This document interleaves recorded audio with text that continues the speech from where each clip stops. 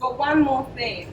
If you are doing a double digest, so you got two different restriction enzymes, don't take for granted that they are compatible in the same buffer or that they're active at the same temperature. It is not the case. So do check their compatibility with each other.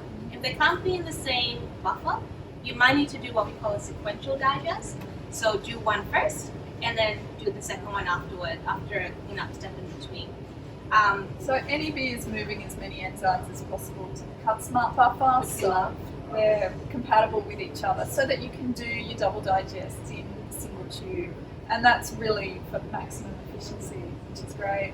And we have a poster that has the enzymes with the sequence that it cuts, as well as the buffers that it's active in and other information. So feel free to reach out and I can send a copy of that out for you as well. It's also online.